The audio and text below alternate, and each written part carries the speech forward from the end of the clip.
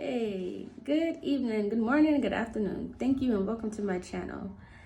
I am coming quickly because I have children around and they do not let me record.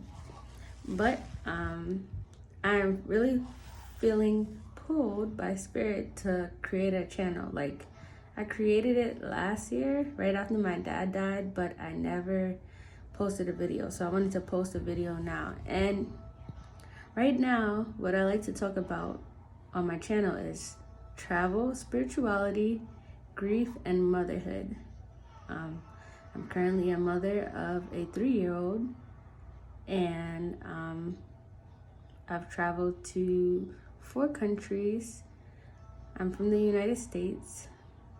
I currently live in Nevada. I am from New York. I've traveled to Canada, Morocco, Ghana, and the Dominican Republic. And I plan to travel more, God willing. Yes. I want to say grief is individual. It's different for everybody. And just because you don't see your sibling, your mother, or whatever relative or friend of yours breaking down in tears the day of the funeral doesn't mean that they aren't grieving. There's so many ways of grieving, and that was my experience when I buried my dad.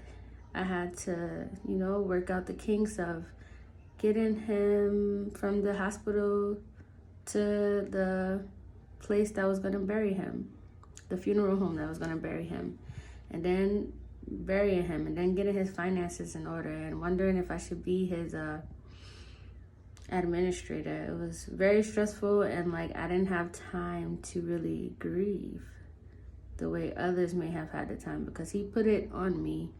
He prepared me actually for his death. So he always kept me in the know of where he worked, because he worked many jobs. And he let me know about his policies and stuff. And he let me know the things he wanted to wear once he was gonna die. And he told me that at the top of 2020, and he ended up dying November 2020. And it was just weird, I'm like, no, you're gonna be here for a while. But he kept telling me I want to wear blue, some type of Muslim garb for his funeral, and that he wanted to have actually he wanted a Buddhist burial. But I'm like, Dad, you're Muslim, why do you want to be, you hear me, Buddhist burial? He wanted he wanted to be cremated actually. But after discussing it with my siblings, they thought it was better for him to have a regular Muslim funeral, which he did, and I know he's at peace, and he looked so good. Yeah, and I miss him a lot. I talk to that man every day, several times a day, so I'm missing a big portion of my life with losing him. But losing him made me stronger. It helped develop my spirituality. He visited me several times when he died, and he still visits me now. I had a dream about him about maybe 3 days ago. So yeah, back to grief. It's August 2021, and maybe 3 months it'll be November, and I'm just really crying.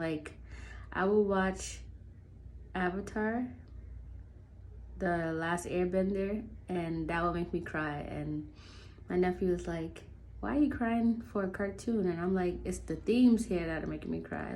When Katara hugged her dad and was reconciling with him, it really made me break down, because I wanted that reconciliation with my dad. So if you are blessed to have your parents, dad and mom, here today, I pray that, if you are having issues with them, that you would reconcile them if you can. If they're open to reconciling, it may not happen on earth, so be okay with that too. But I was really angry when he died, and I'm like, God, I really wanted to reconcile with him. Like, we talked every day, but like we would put our issues of father-daughter relationships under the rug, and we would just talk about everyday issues and stresses and stuff. And I just wish that we spent more time about the reconciling part so that I could be a little more at peace. But I am at peace, and I hope that you find peace for you and your parents, and anybody else that might leave this plane soon. Okay, so this is my beginning video. I'm having like a bathroom chronicle because this is where I can get some peace and quiet. But I'll be back, and thank you for listening. All right, have a great night, morning, afternoon. Okay.